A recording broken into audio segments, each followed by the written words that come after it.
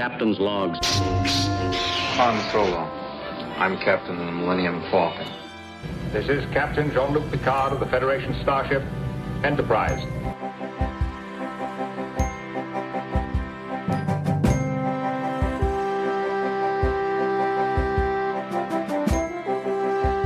Priority 1 message from Starfleet coming in on secured channel. You're listening to Captain's Logs and Lightsabers, part of the Geek News Now podcast network. Hey there, welcome to episode 20 of Captain's Logs and Lightsabers. This is the podcast on the Geek News Now network that talks about both Star Trek and Star Wars in the same episode. I am just one of the hosts. My name is Jonathan, and I would not be able to do this without my co-host, Chris. How's it going today, Chris? I'm good there, Jonathan. How you doing today there, sir? Hey, man, I'm good. It's Sunday. It's almost the end of the weekend, and Yes. Preparing to go back to work tomorrow, I guess. Sounds good. Yeah, I've been off all week, so tomorrow's my first day back. So that first day back after vacation, how slow things kind of are, and your brain's trying to play catch up. Yeah, it's going to be a fun day. I know the feeling all too well. It's always hard to come back that first day after vacation.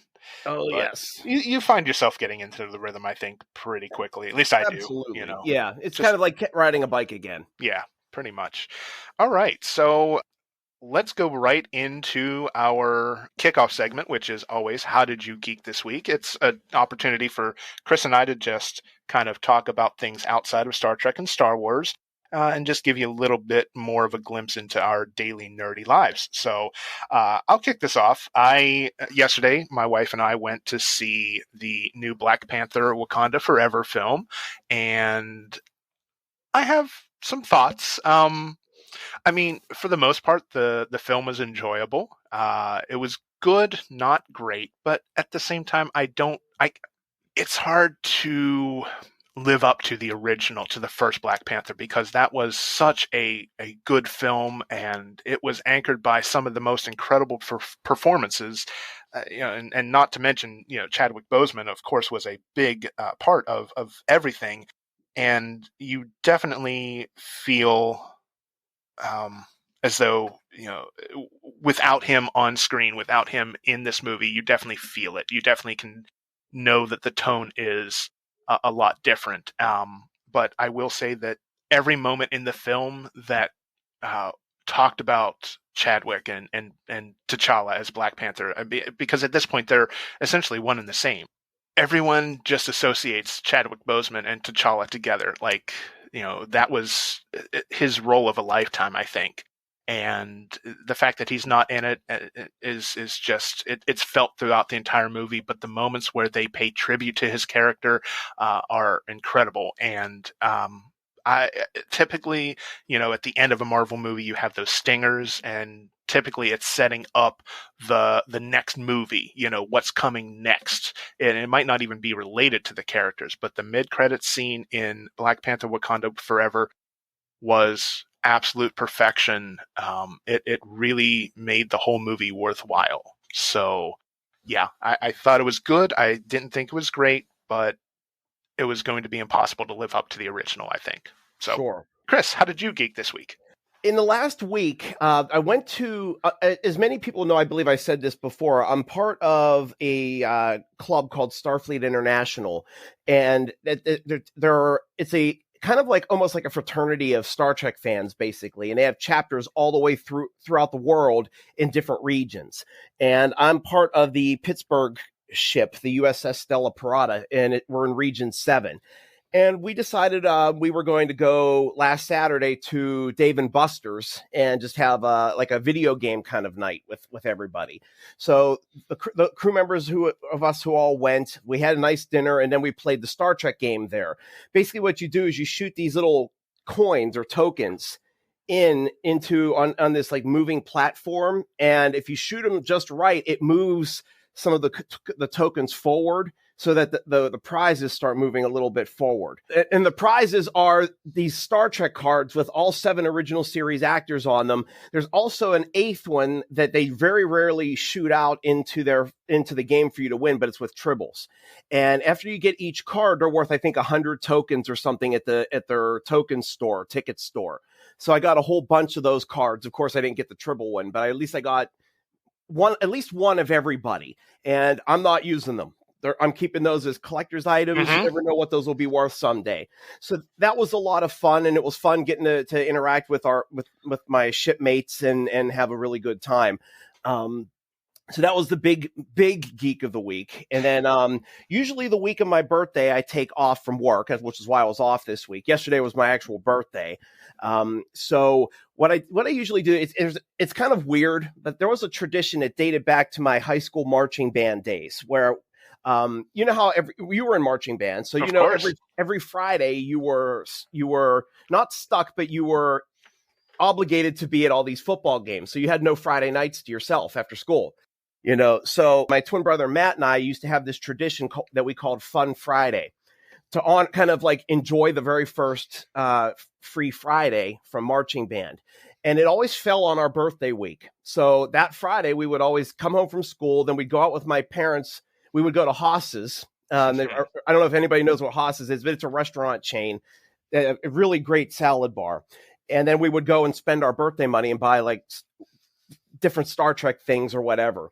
So after high school ended, I enjoyed doing it so much. And it was right, you know, my birthday week was always that week. So I've continued that tradition. And I actually went and did that this past Friday, bought a whole bunch of nerd stuff. So I bought a Star Trek The Next Generation banner from the early 90s that I'm going to put in my office at work. One thing that I'm really interested in right now, and I used to love back as a teenager, do you remember the little Star Trek miniature play sets that Playmates let out? They were called Inner Space. I think a little bit. I don't know. I mean, I don't recall. You don't recall? No, but that's okay. I loved them. And so I had a whole series of them. Well, what I noticed earlier this year is that Star Wars is now coming out with what I think is called Micro Squadron. And they have, I don't know if you've seen any of them in Walmart or Target, but they came out with a lot of sets really quick. They have the Millennium Falcon, which is the one I really want, but it's almost $50. But it's a nice one. They have the X-Wing. They have Slave One. They have, what else do they have? Imperial Transport. Anyway, a whole bunch of different TIE fighters. The X-Wing is one. But they also have these little starter kits. And one of them there's like called a mystery box. And so I bought one, and there are 8 of them to collect. And the first one I got was the Mandalorian, him and his speeder bike. So that's the beginning of my collection for me to kind of see if I really want these. And yeah, I'm hooked. So I'm going to start trying to buy some of those. So that's really how I geeked this week. I think I bought also, I found a cheap Star Trek DVD that had like the 4 top episodes of the original series. I bought that. I also bought a Grogu that was really, really big, beyond the standard like 6-inch action figure that you can get. It was really nice. I got it at Aldi for $8.99. You could buy those super big figures for like $10 at Dollar General or whatever, but I managed to get mine cheaper. So nice. I was really stoked. So that's how that's how I geeked this week. All right. So I just want to go back to the Dave & Buster's thing really quick and just ask you if you or anyone else in your Stella Parada group played the Star Trek VR game that they have. No, we didn't get to do that. By that point, when we finally found it, the group was starting to kind of disperse. Everybody had kind of had their fill for the night. And so we didn't get to do that. But we all told each other that the next time we have a trip down there, we are going to play it. Okay. But I did play that VR at Star Trek Las Vegas in 2019. So I'm very familiar with it. Right. I think the experience at Dave & Buster's is a little different because it's more of a full game. But I don't know what the 2019 one was, if that was more like a tech demo or. Yeah, it was. It was more of a tech demo. Basically, we sat there, and all I remember is putting on the helmets, and we were attacking Klingon warships. That's basically all I remember from it. And it lasted maybe 5 to 10 minutes, something like that, and that was it. Gotcha. Okay, so that wraps up How Did You Geek This Week? And normally we would jump right into the news, but honestly, Chris and I didn't really find anything newsworthy to talk about. Plus, the discussion that we're going to have a little bit heavy of material, so we're going to skip over the news. We're just going to talk a little bit about the most recent episodes of Andor. I know the last episode that we talked about Andor, we dealt with the first 5 episodes, so there have been quite a few since then. Chris, why don't you tell me your overall thoughts on Andor so far, and is it making a little more sense to you? It's starting to make a little bit more sense to me at this point. I think what's throwing me off with Andor is the speed. It's very, very slow moving from one thing to another, and for some reason it's not gelling with my brain. But one thing my plan is after the season's over, I'm going to do a complete season rewatch 1 or 2 more times so that I can kind of piece it all together. But I am really enjoying this prison arc that's going on right now. How they all came together and they started planning the breakout, and the writers, I think, did a very good job piecing that together, building the loyalties with the characters, and actually coming up with the plan that they did to finally escape it. Actually, the thought of that they were actually just that group of them was able to overcome all the Imperial soldiers there was pretty stunning, when they didn't even really have anything except a few pipes in their hands and bare feet. You know, it was just really interesting the way they set all of that up. I also really like the art, the prison sets itself. I thought were really interesting. Again, like I said, they had them walking around with bare feet, so they couldn't go running really anywhere. Wouldn't be able to get too far. And also, what did you think about the lights? The white lights would turn to red, and then the floor would turn so super hot that it would, like, if they stepped on it, it would shock them and die. What do you think of that? Oh my God, that's just absolutely brutal, and it really tells you how genocidal the Empire really is, right? The fact that they don't even treat their prisoners with any amount of respect and decency. They feed them enough to do the work, because obviously what good is a prisoner who can't work? Right. But it's devoid of flavor unless you perform well. The fact that there are no prisoner rights as far as the Empire is concerned, and sentences mean nothing. It's just crazy how incredibly evil the Empire is. You know, it's something else. I want to talk a little bit actually about Andy Serkis. His performance in Andor in the prison arc is probably the best of his career. And I know I was talking to you a little bit about this pre-show, but just the fact that we are not seeing Andy Serkis portraying a character, a CGI character. You know, I mean, obviously, I'm not taking anything away from his performances as Caesar the Ape or as Gollum, but the fact that he is on screen, we see him emote with his actual face and not through the lens of a CGI character, and we see him deliver that performance with such passion and just love for what he's doing and the character he's portraying. I think if he doesn't get an Emmy nomination this year for that, I will be very shocked. Oh, absolutely. No, I agree with you. And you know what we talked about pre-show as well was that when I was watching the episodes with him in it, I kept waiting to see hints of Snoke, hints of Caesar, the other characters he's ever played, and there were none. He completely created a totally new character that didn't kind of borrow elements from other characters that he's played. And to me, that's a good trademark or hallmark, whatever word is, of a good actor. It kind of reminded me of Betty White almost. I don't know how much you used to watch of like the Carol Burnett show in the 70s and Mama's Family in the 80s, but she played Mama's oldest daughter, Ellen.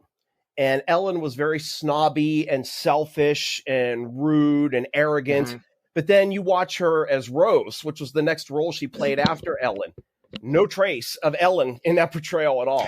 Right. Different hairstyle, even just the tone of her voice. Well, Ellen had more of a Southern accent because that's where the Harper family was from.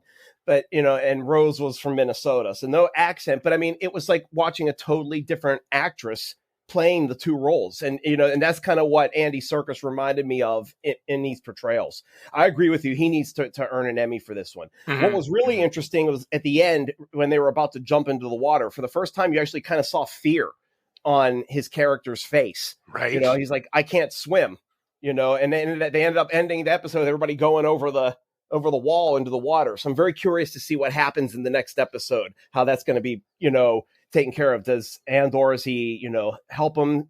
Does he, you know, take him to the shore or wherever they're going to go? Or does he end up perishing like, you know, he was afraid he would? Sure. Yeah, I'm wondering if we're going to see any more of him, or this next episode. Well, actually, the next 2 episodes that we get will be the final episodes of the season. So I'm concerned that we're not going to get any resolution on his character. You know, it would be smart on the writers to do that. Have that, you know, that anticipation for season 2. That would be wonderful. Right. I'm not confident that he survived, if I'm being perfectly honest. But yeah, it wouldn't surprise me, because they really hyped up that fear. So hey, but you never know. You know, we've seen a lot more interesting things happen in sci-fi, so you never know. Very true.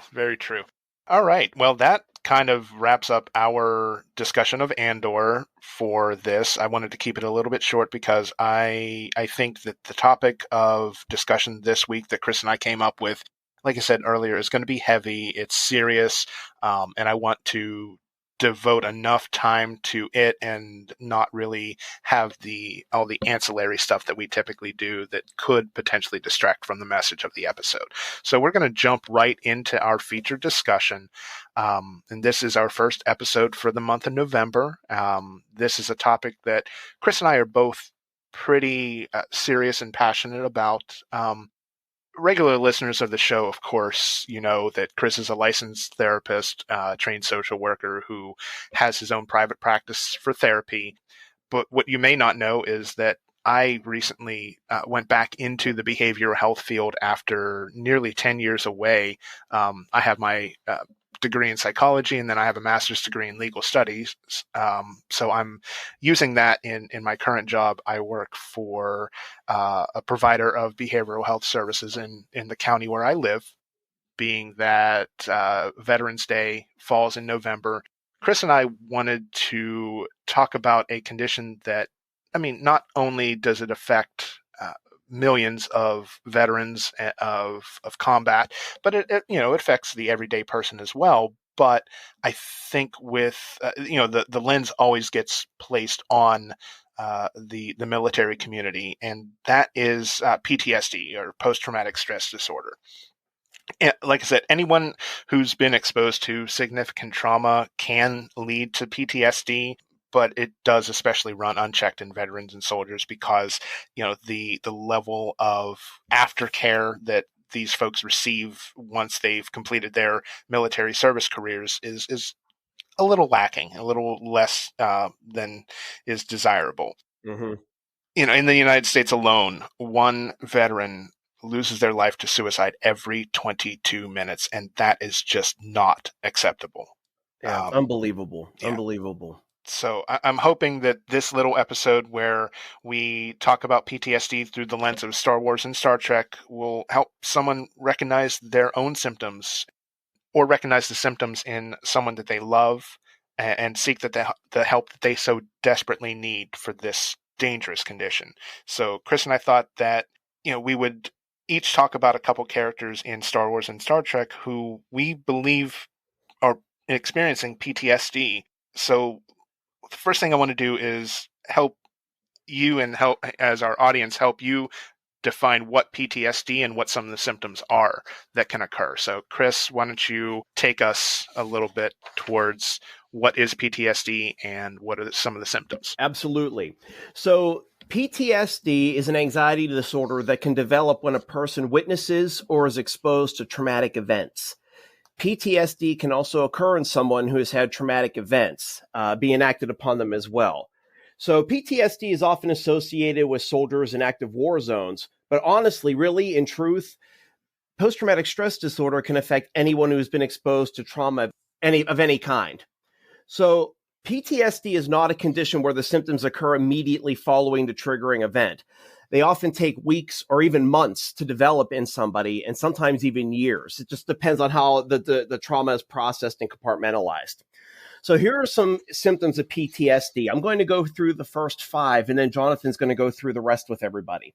So The first symptom is deep fear of trust. People who endure ongoing abuse or trauma, particularly if the person enacting the trauma on the person, often leads to an intense fear of trusting anyone, even those who may have had the trust of the victim prior to the traumatic incidents.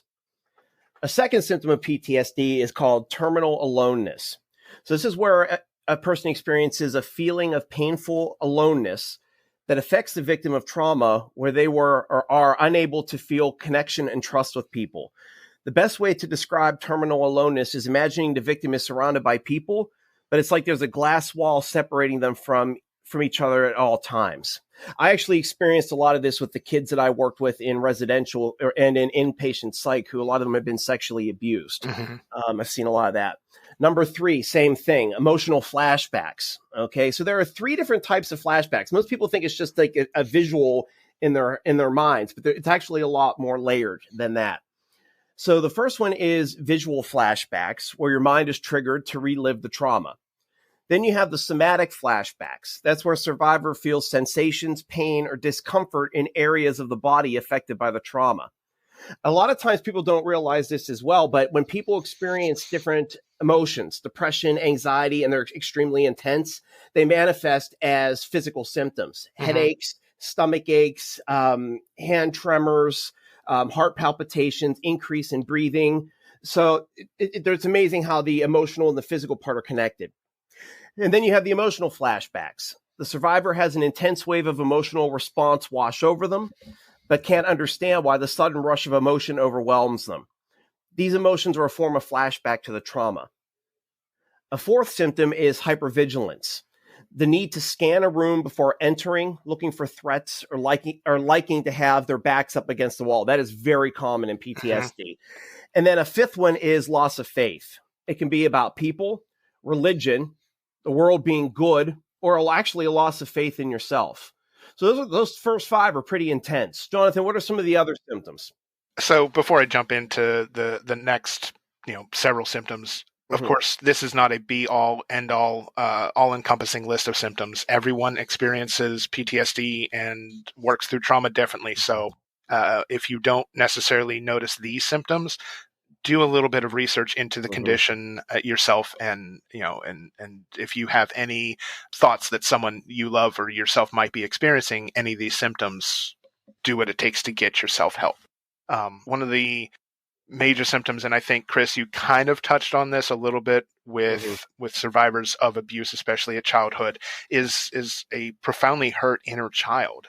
Children who were complex trauma survivors, they've had a failure to have their physical and emotional needs met, and what we know about psychology and the need to have our basic desires and needs met is a very critical step. If we don't have those met, we cannot progress as a person. Children who suffered repeated hurt and abuse, their inner child is very, very much scarred, broken, and damaged. And as they move into an adulthood, these childhood survivors of trauma will constantly be looking for safety, protection, a validation that they are cherished and loved among other adults. It does not create healthy adult relationships. It creates relationships of constantly searching for what they didn't get as the child. And it leads to some dissonance, when they're trying to form meaningful adult relationships. Right. Is it okay if I add to that? Yeah, of course. Okay. One thing I've learned also with working with these kids, and you talking about them going into relationships, a lot of times their relationships are very skewed as they go into adulthood because of this. And what ends up happening is their lives, they've been so trained to know nothing but chaos in their lives. So they end up, because if things are going very well for them, they don't know how to deal with happiness, or they don't feel that they are worthy of that love or that care. So what they'll do is they'll create chaos in their own relationships, and that actually brings them comfort, as weird as that sounds. That's all they know. Sure. and then that leads to a lot of damaged relationships, and then they're bouncing from one, partner to another, things of that nature. A lot of times there's a tie-in with borderline personality disorder, which is a personality type where it's extreme fluctuations of emotions up and down. There's a big fear of abandonment. Sometimes there's a lot of attention seeking that goes on with it. They all become self-injurious, things of those nature to try to manipulate other people. It's just amazing how the different types of things can all intertwine. Sure. Things. And that's actually something that we are going to address with one of the characters that Chris and I are going to talk about today. So there's your little teaser. Another major symptom or sign that someone may be dealing with PTSD is helplessness, a sense internal that nothing will ever be okay, no matter how much or how little the person does to try and make things better. A person can be so profoundly damaged that they really see no hope for anything getting better or improving. And then along those same lines, you have dissociation. Often, our brains will utilize this coping skill to, basically pull themselves out of whatever situation is going on. They retreat into their thoughts. They don't engage with others. Sometimes it presents in the form of daydreaming. Other times, if it goes untreated for so long, dissociation can actually manifest into a full-on dissociative identity disorder diagnosis, where the person is compartmentalizing their life so much that they end up creating alternate personalities of themselves. Right. I've actually even heard clients say that they feel like they can actually step out of their own bodies and watch themselves. That's how intense the dissociation can become. It's interesting. Right. Absolutely. I mean, that is, I believe they call that depersonalization, right? Yes. That feeling of being detached, or whether it's purposeful, or it just happens as a response to trauma. Right. Depersonalization is very serious. Definitely. And then the final symptom that I want to cover is persistent sadness and suicidality. I mean, this is a big one, obviously. Ongoing states of sadness and severe depression. Nothing seems to help. Whether anything's tried or not is not the point. It's just nothing ever feels to the person like it's going to get better. All these survivors of complex trauma can be at high risk for suicidal thoughts, ideations, and again, left unchecked and left unaddressed, it can lead to someone being actively suicidal. These ideations are often a coping skill utilized by the survivor so that they feel like they have a way out, so that if the pain and the emotion become too overwhelming, they have a way to permanently separate from that. And that is one of the biggest challenges that we face, is oftentimes somebody who is feeling suicidal, and again, this isn't always the case. Sometimes there's nothing that we can do because it's progressed so far. But there are times where if you just notice that a family member or a loved one or friend experiencing these symptoms, talk to them. Be honest, confront them about it. Most people who have suicidal ideations or have progressed to the level of having a plan don't actually want to do it. They just don't feel like anybody understands or recognizes what's going on. So by talking, by actively questioning someone you feel that may be having these thoughts, often is enough to stop the ideations from becoming a plan, from becoming an active suicide attempt. Absolutely. That's well said. And to be honest with you, a lot of people do not want to seek mental health treatment because of the stigma associated with it out in society. I think that the stigma is going down to some degree because you have some celebrities and people actually coming out and talking about their own experiences with mental health, regardless of diagnosis. But people, it's very important to understand that there are a lot of services out there. It's just hard to sometimes access them or not even know where to start. Okay, so the internet is a very good place to go as well.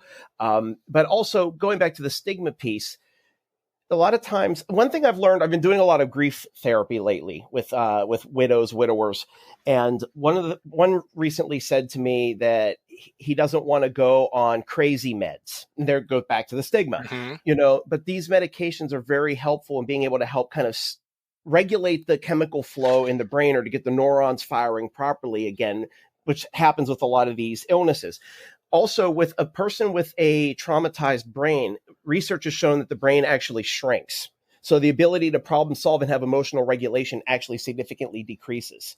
One thing I've also found is a lot of times it seems like, let's say somebody got abused at 6 years old, and then I'm working with them in their 20s. Mm-hmm. They still act and behave and talk a lot like they're still 6 years old. It's like an ostrich with the head in the sand.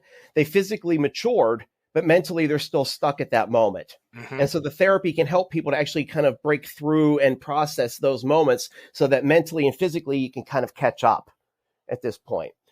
So encourage anybody to go and get therapy and medication. With any kind of mental health need, the first step is admit that there's a problem. You can't go any farther unless you admit the issue is there. Okay. And sometimes it might take somebody actually talking to you about it. Then after you get to that, past that stage, then it's a mixture of therapy, medication, and family support. Okay. Now, family support doesn't necessarily have to be your blood. It could be friends. It could be coworkers. It could be anybody. Look for those natural supports that you have. Okay. And one thing to also remember about these crazy meds that everybody thinks about. Okay. All it does is help to treat the brain, just like insulin helps to treat people with diabetes, or there are different beta blockers or things that help with heart disease. Okay. Mm-hmm. Mental health is also a physical health issue as well. So please seek out that medication. There are a lot of people who can help you.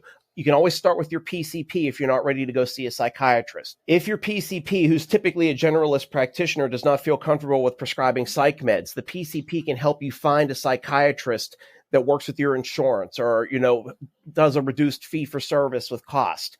Mm-hmm. There's somebody out there. There are people there that are willing to help you. So please seek them out. Absolutely. All right. So on that note, Chris's advice is very, very, very solid. He's been a practicing clinician for quite a few years. So if you don't trust him, ask a friend, ask somebody who you do trust if, whatever you're feeling, whatever you're experiencing could be helped by therapy or psychiatric medications. Mm-hmm. And on that note, obviously Chris and I are both big Star Trek and Star Wars fans. That's why we have this show. So we're going to spend the last part of the episode talking about characters that everyone should recognize, whether you're a huge fan or whether you're just someone who watches the movies and doesn't really involve themselves in the other material. But these are all recognizable characters that may be experiencing PTSD. So what our hope is that this silly little episode where we talk about characters in fictional franchises that have PTSD diagnosis or could potentially have a PTSD diagnosis encourages you as a listener to be more cognizant of the conditions. So, Chris, I think you're going to lead us off with one of the characters who we believe may be suffering from PTSD. Absolutely. So one of the favorite recurring characters on Star Trek Deep Space Nine was of Nog. And he was a very interesting character because we watched him grow from this teenage criminal, basically, as a Ferengi, to becoming a highly decorated Starfleet officer by the end of the Dominion War. He was played to perfection by the late Aaron Eisenberg, who unfortunately died 3 years ago. So as everybody knows who are fans of Deep Space Nine, the big enemy in the show was the Dominion. And during season 6 and 7, the Federation was at war with the Dominion. And in season 7, there were a couple episodes that really touched on PTSD. The first one was called The Siege of AR-558. And this was an episode where the Federation had taken over a Dominion communications relay on a planet in Dominion space. And they had to hold this. They had to keep it in their control. So the Dominion sent their troops, the Jem'Hadar, for repeated attacks against the people that were there. And due to shortages, I guess, in troops, a lot of them had to continue to stay there. And they were profoundly impacted by, they were getting hurt and they were watching their fellow soldiers dying horribly. And you'd have to rewatch the episode to kind of watch some of the PTSD interactions. I really didn't want to focus on that episode. It's just a framework. Mm-hmm. But in the episode, Nog joins them and they go after the Jem'Hadar troops and they're attacked. And Nog ends up getting shot in one of his legs. And the thermal damage was so bad that Dr. Bashir had to remove the leg. And they didn't really touch on that much as the rest of the episode progressed. Several episodes later, there was an episode called It's Only a Paper Moon, where Nog comes back. They gave him a biosynthetic leg, but he was having a lot of PTSD symptoms. You could see he looked very depressed. He seemed lost in thought. He often had flashbacks back to the trauma. And he actually associated one of the symptoms that we had talked about actually here about physical symptoms. He felt that with the brand new leg, there was nothing wrong with it, but he kept saying that he felt pain in there. So that was one manifestation. Mm-hmm. He would also lay in bed all night and drive Jake Sisko, his best friend, crazy because he was playing back a song that Vic Fontaine, the 60s hologram that Dr. Bashir played in the Siege of AR 558. There was I'll Be Seeing You was the song that he was listening to and that was the only source of comfort he had at the moment. So he played it over and over and over. Finally, Nog felt he couldn't take the real world anymore, and he escaped into the Vic Fontaine holosuite program. He didn't want to deal with the real world. So as he was hiding in the Vic Fontaine program, he was starting to lose touch with reality. At one point, his best friend, Jake Sisko, brought a date in, and I guess the date was talking about Nog being a real hero, and it re-triggered Nog, and he ended up getting into a fight with Jake and actually attacked him. And finally, it got to the point where Vic shut down his own program, the whole program. They were just in the empty holosuite. Nog was like, "Why'd you do that?" And Vic was like, "You need to start confronting the reality of what's going on." And finally, Nog finally broke down and talked about why he was hiding in the holosuite. Basically, what he said is that he was this young soldier who thought that he couldn't be touched, that he was unstoppable, and he just wanted to do his duty. When he got his legs shot off and then cut off and replaced, it made him realize for the very first time that life is finite and that basically you can lose it at any time for any reason. And it made him realize he wasn't invulnerable. And he felt like he couldn't deal with that anymore. And so what ended up happening is once he finally confronted that and he confessed he started to be able to start processing it a little bit more. And he was able to go into therapy, and he started to go back to work on light duty.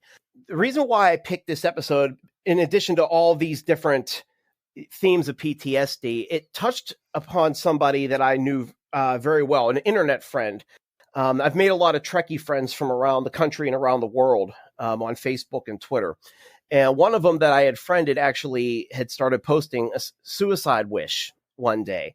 And so I reached out to him, and he and I ended up striking up a friendship. And on my YouTube channel, Pittsburgh's Trek Chat, he and I actually did a video where he talked about his experiences. He had PTSD from being in the military.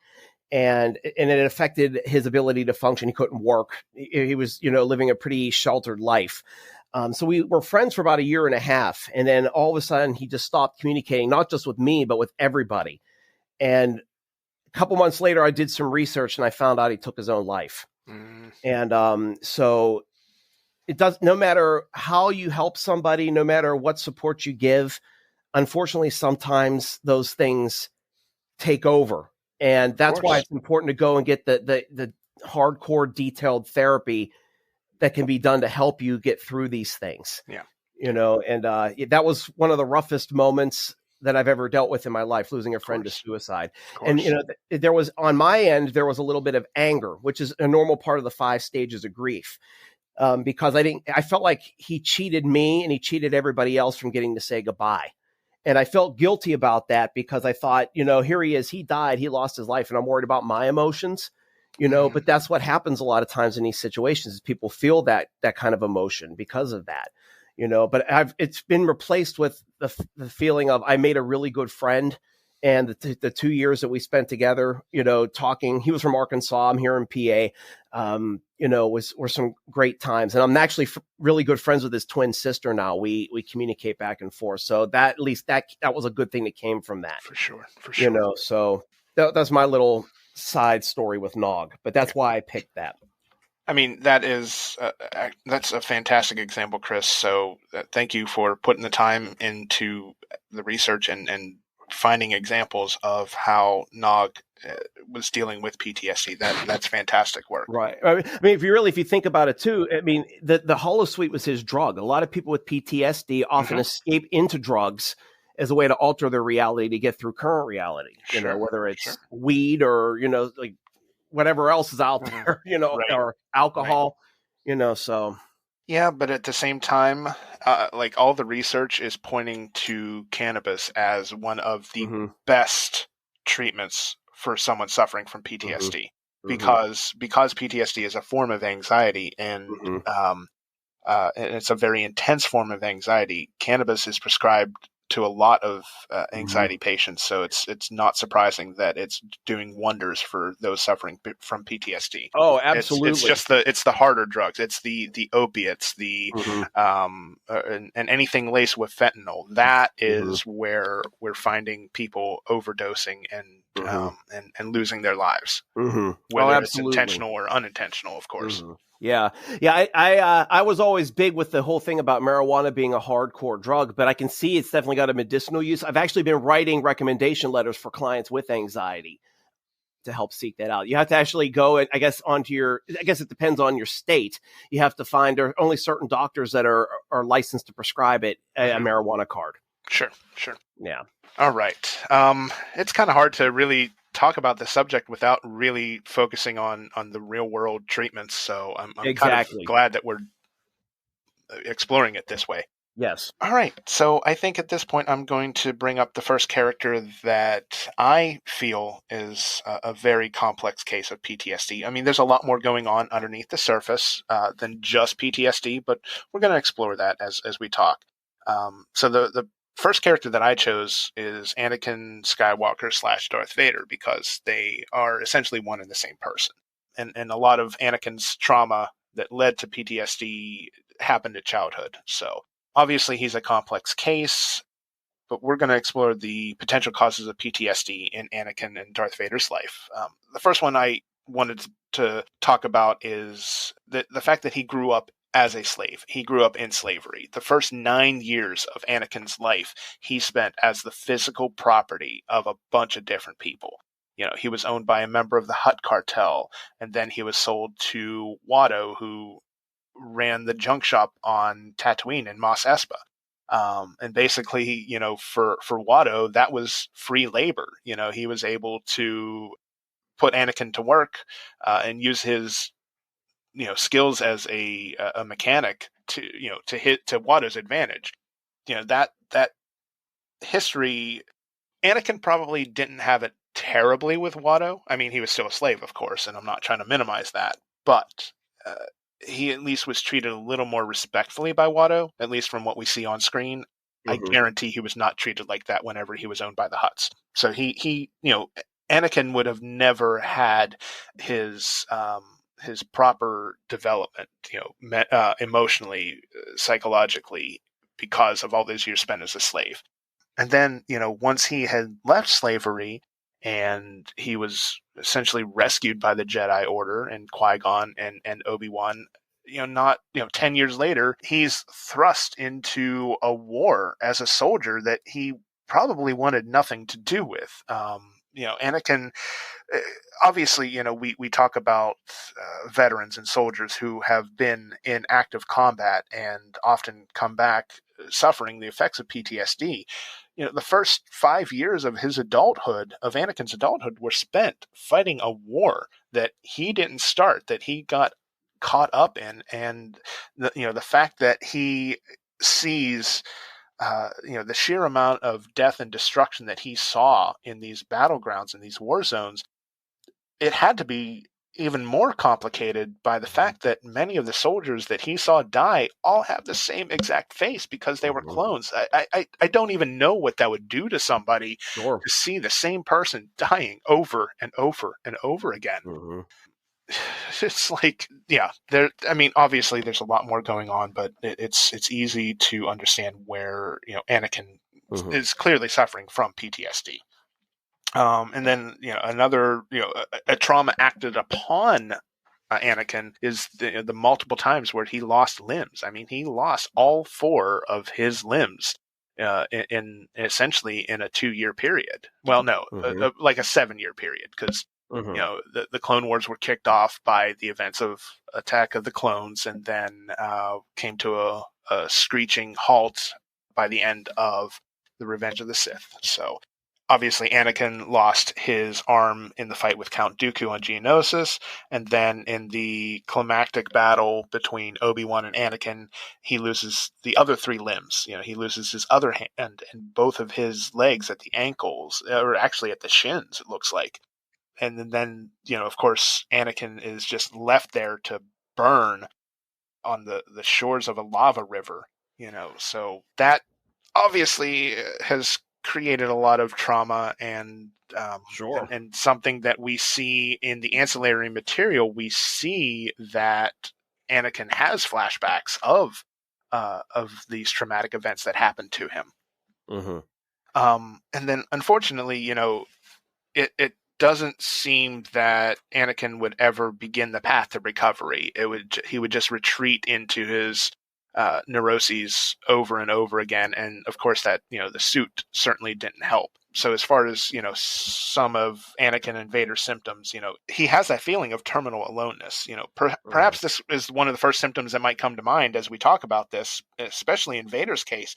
But we talked about terminal aloneness, feeling as though the person had a barrier between them and others.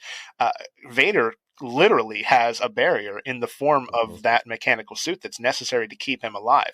That barrier is why Anakin and Vader would shut down and not seek treatment, because he has a physical barrier in his way, not just an emotional one.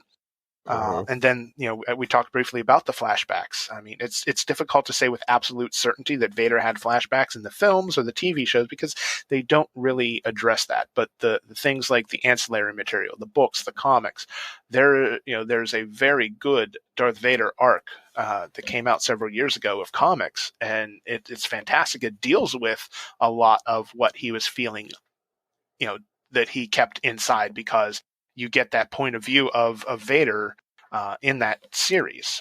And then naturally, the profoundly hurt inner child due to the slavery and everything. He never reached those important developmental milestones. He never had his basic needs taken care of to the point where he felt comfortable and was able to grow and meet the next level of growing up. And I think it's probably safe to say, and you may agree with me here, Chris, obviously, Vader's got a lot more going on under the surface. I would say he's very likely suffers from borderline personality disorder himself, in addition to the PTSD.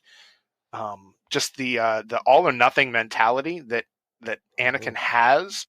The fact that he was always impulsive. He always engaged in risky behaviors. That those are all characteristic signs of borderline personality disorder. And then, everything in Revenge of the Sith, where Vader says, "You're either with me or you're against me." And then he says to Obi-Wan later, "You turned Padme against me." That is very much all or nothing thinking. So. Yeah, oh, absolutely. And there was also, going back to the abandonment issues too. I mean, his mother died, so in a way he could have perceived that as an abandonment, even though it wasn't her fault. And then even when on Mustafar, when he was arguing with Padme, he said, "The Jedi turned against me. Don't you turn against me." Again, back to the all or nothing thinking, and the fear of she was going to abandon him right there. Absolutely. All right. Chris, do you want to take our next character? Absolutely. So I'm going on to a big one, Captain Picard. So, when we watch these Star Trek shows, we always think that we're seeing the best of the best, that nothing seems to affect them. They don't go through personal scars, issues of that nature. But then some horrible traumatic event happens in some of the episodes. So with Captain Picard, we can't, obviously, the main arc for him where he was traumatized was in third season finale, Best of Both Worlds, when he was assimilated by the Borg and he became Locutus. So obviously we saw through the fourth season premiere, we watched him being Locutus and what the assimilation had done to him. We had all the cybernetics throughout his body. He lost his individuality, everything. What we find out at the end of the episode when they rescue Picard and break the link with the Borg Collective is that Picard remembers every single thing that he did as Locutus. So think about that. He got assimilated by the Borg, and then the ship is on its way to Earth to confront the Federation Klingon fleet at Wolf 359. Because the Borg, with him being assimilated, they were able to use everything that he had learned as being a Starfleet officer against his own people, against his own forces. And what we learn later on in an episode called The Drumhead is that 39 starships were destroyed and 11,000 people were killed. So go think about that. When he goes back to, he says he remembers everything that happened. Can you imagine what that would play on the psyche? Right. Even though it wasn't his fault, So after the best of both worlds, we go into the very next episode, Family, and you can see some of the trauma that's going on when he's talking to Counselor Troy. She's talking to him, and he's lost in thought, staring in the mirror. He goes, what? And he goes, oh, yes, I'm going home with my family. So right there, he's probably having some sort of small flashback. He talked about how he was having nightmares, but they had just ended. So he goes home to Le Bar, France. He's with his brother Robert and his family, and they have a bunch of different issues with each other from childhood growing up. Picard referred to Robert as a bully. So they end up fighting in the mud, get it out, their feelings out that way. Typical males, I guess, and all of a sudden Picard just drops his guard. And he says to Robert, they took everything I was. They used me to kill, destroy. I tried fighting so hard, but I couldn't stop them. So you see how if it actually did impact him emotionally, and even Robert says it's going to be a long time. This is going to affect you. It's going to be a part of you. And you're going to have to basically learn to live with it. And we don't really see a whole lot of the Borg stuff brought up throughout the rest of the fourth season until we get to the episode, The Drumhead. For those of you who don't remember that episode, apparently there was a Klingon saboteur aboard the Enterprise who severely damages the Enterprise's warp core. And so an admiral from Earth comes. Her name's Admiral Nora Sati. And her father was a criminal lawyer, I believe. And she really looked up to her father. But she also had these basically delusions of grandeur, basically, where she just thought she was above everybody else, and she thought that, she could bring down everybody hands on. So she starts, while they're conducting this investigation, she turns on the Enterprise crew themselves, and she starts to try to make people co-conspirators who weren't. All right. And so she goes after Picard, and she uses his Borg experience against him. And she does it very subtly at first. She goes, tell me, how have you felt, or how have you healed from your experience with the Borg? And you can see Picard look up real slowly, and he goes, I fully recovered. Then she starts triggering him. She says, I can't imagine what you must have gone through. You destroyed 39 Federation ships and 11,000 dead. She said, one must wonder how you sleep at night. And Picard actually puts his head down and puts his head in his hand. Instead of confronting it, though, he goes on and he talks about basically what kind of person she is. But in that moment, you can tell, oh, great, here come the flashbacks, here come the memories. I mean, you have to be careful. Even in therapy, you have to be very careful how you bring it up to people, what they experience, because any slight little thing, a word, a smell, a sound, anything can be a trigger at this point. He managed to keep himself under control. But again, you can see the wheels turning in his mind. Like, I can't believe I went through this. It kind of makes me think that he went through a process that a lot of people do called bottling. And a lot of times when people experience some sort of trauma or a situation that was very unpleasant, they, instead of trying to confront it, they think, oh, if I bury it and compartmentalize it and put it in the back of my mind, it'll go away and disappear. And that is a big lie, folks. Big lie. Okay. Because what happens is the reason why it's called bottling. Think about a 2-liter bottle of Pepsi. Okay. Every time you bottle emotions or thoughts, it layers up on one over the other. Okay. And then finally you get to the very top of the bottle. There's no more room. So then when something small happens, like somebody bumps into you by mistake or somebody taps you on the shoulder and you're not ready for it, it turns into a big explosion of emotion. You just vent and release. And that's when people start saying horrible things or kicking holes in walls or destroying property, those kind of things. All right. And I think that's a lot of where Picard was. Now, he didn't get to that point where he blew. Not yet. That's coming. All right. So again, the Borg stuff didn't really get touched on until near the end of the 5th season of The Next Generation with an episode called I, Borg. And that's where they rescue one lone Borg drone. And basically, they help bring out his individuality to the point where Geordi actually names him Hugh, and Hugh starts referring to himself as I. Mm-hmm. Now, during the episode, there are 2 people who wanted nothing to do with this Borg. It was Captain Picard, obviously, but it was also Guinan, because if you remember, Guinan's people were destroyed by the Borg. Yep. So both of them with their own traumas did not want to deal with this Borg, and see him as having a name. Finally, Guinan goes and sees the Borg drone in the brig. In the brig, he's in his cell, and he starts saying certain things about how she feels lonely, kind of like how he's feeling, and it stirs something in her that she wasn't expecting. So she goes and confronts Picard and says, "Look, you need to go and talk to this drone. This isn't what you're expecting. We're planning on using him to destroy his race." That's when the anger finally comes out of Picard. His bottle was finally full, and he says, "It's not a person, damn it, it's a Borg." And Guinan stays calm and says, if you're going to use this person to destroy his entire race, you should at least look him in the eye one time and confront him. And so Picard actually does confront him and realizes there's something different about this Borg. There's for better word, humanity. We don't know what race Hugh was, but there was a humanity there. And he realized using him to destroy his own people was wrong. And it was basically him becoming the very Borg that he was as Locutus. So he ended up showing mercy on this Borg, and they let him go back to the Borg Collective. All right. Then we don't really have any issues with his Borg trauma until Star Trek First Contact several years later. And we actually find out there's a connection that he still has with the Borg. He can actually hear them talking in his own mind when they're invading Federation space. So he obviously feels that it's his responsibility when they go back in time and assimilate Earth that they have to go back and fix this. Well, as the time is going on and the Borg take over the Enterprise, you can start seeing a lot of the anger that's developing in him. A lot of the memories about how, you can stop the Borg, those things are starting to manifest. But Lily is also noticing, and she's a lady from the 21st century, she's noticing the obsession that Picard's having. They're losing the battle to the Borg on the Enterprise, but he wants to keep fighting. He wants to keep attacking them. At one point, they're in the holodeck running a Dixon Hill program, and he does that because he uses the guns to actually shoot down 2 Borg drones. While he's shooting the Borg drones, he actually starts screaming. Lily compares it later on to almost he was enjoying it, like he was getting revenge by doing that, and he didn't want to hear any part of that. And he finally gets mad because she wants them to destroy the Enterprise so they could defeat the Borg. He doesn't want to do that. He doesn't want to yield.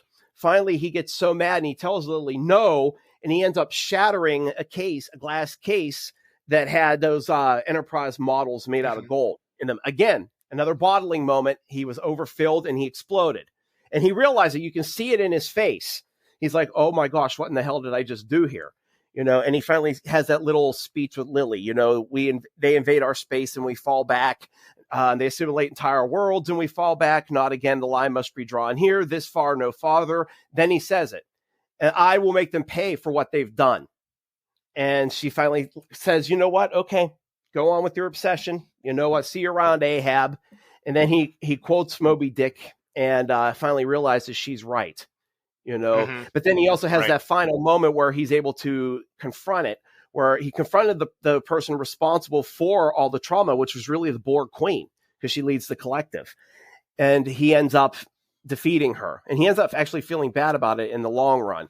Most people with PTSD don't get to confront the person that they actually, or the situation that caused their trauma, So for Picard, that was a very rare moment.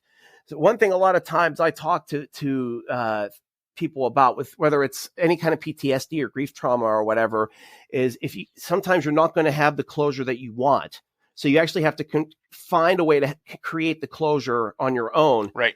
That's acceptable to you, whether it's through journal writing or actually writing letters to the person that harmed you that you never give them as a form of journaling, or writing a letter, tying it up to a balloon and letting it go. Those can be some symbolic gestures of closure. Right. At this point, so I know I kind of went off on a little bit with that's that. all good. but that's kind of what happened with Picard is he actually got to confront the person and he actually kind of got his revenge. Right. And I'm not promoting revenge in any way, shape, or form, but, it just made me realize a lot of people with PTSD don't get the closure that they need. Yeah. All right.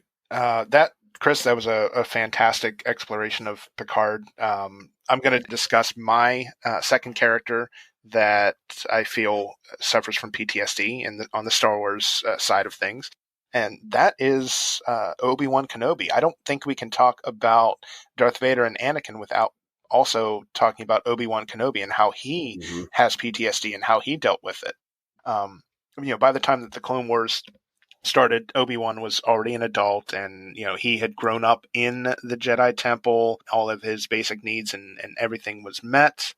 So I don't think that the Clone Wars were the trigger for Obi-Wan's PTSD. I'd actually say it would be the culmination of the Clone Wars and the beginning of the rise of the Empire. I'd say it's where Obi-Wan was forced to choose between trying to save his friend and do what was necessary for the galaxy.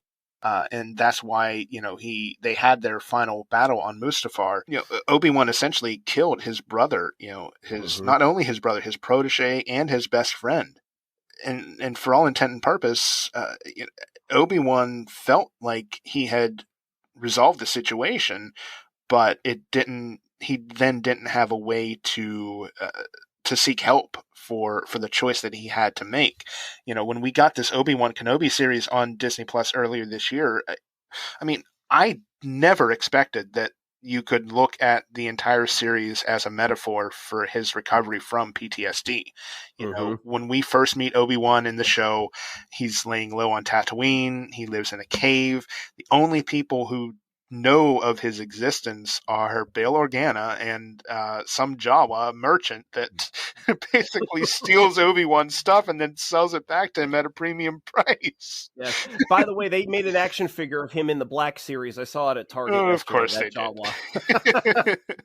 I'm laughing about it, but it's a very real situation. Somebody who he's basically trying to close himself off from the world so that he remains safe and can protect Luke, but he suffers from the terminal aloneness at the same time.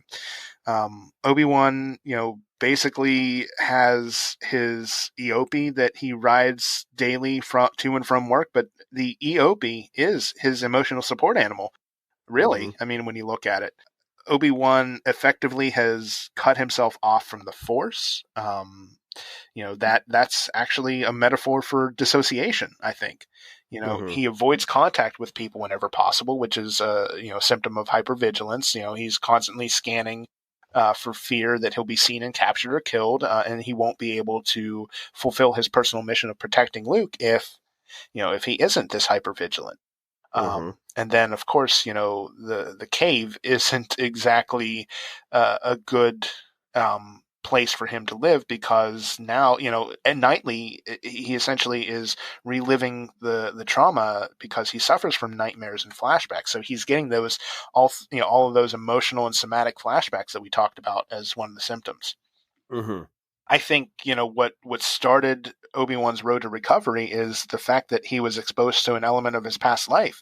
He was engaged by Bail Organa to rescue and become involved in the rescue of Leia. She helps encourage him to leave his isolation, to reestablish his connection with the Force, and realize that he still is the same person he was 10 years ago before he and Anakin got in their climactic battle.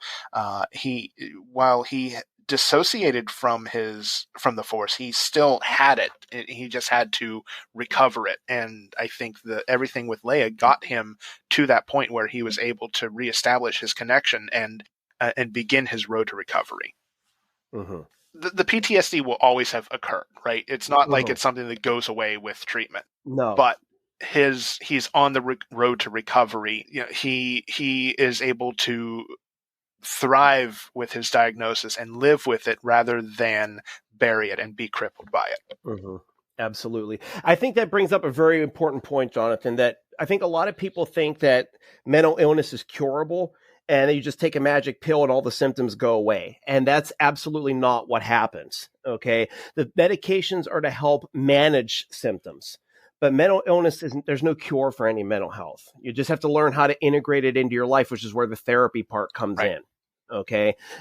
So please, people, if you can, seek mental health treatment any way you can. The internet is a wonderful tool to be able to help you find the people you need, or call your insurance companies. They will have a list of people that are in network with your insurances. And please seek it out. Absolutely. That is the best resource that you have at your disposal is your the 1-800 number or the concierge service through your insurance provider.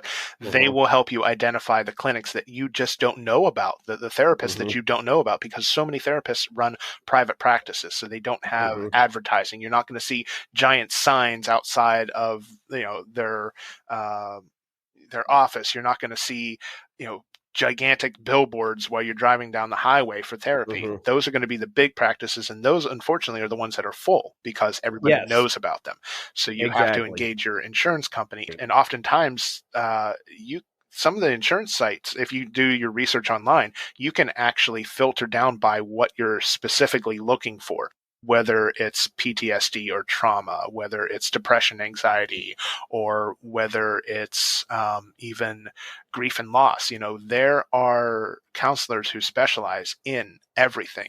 And then you can find the right match so that you don't have to play the game. Well, this therapist and I don't get along because they're not addressing the issues that I have. If you find someone who has a specialty in a certain type of treatment, that's what you want to look for. Absolutely. And I know this was a very, very heavy, very difficult episode. Obviously, if this episode brought any sort of trauma to the surface for you, we encourage you to go get the help that you need to get you started on your road to wellness.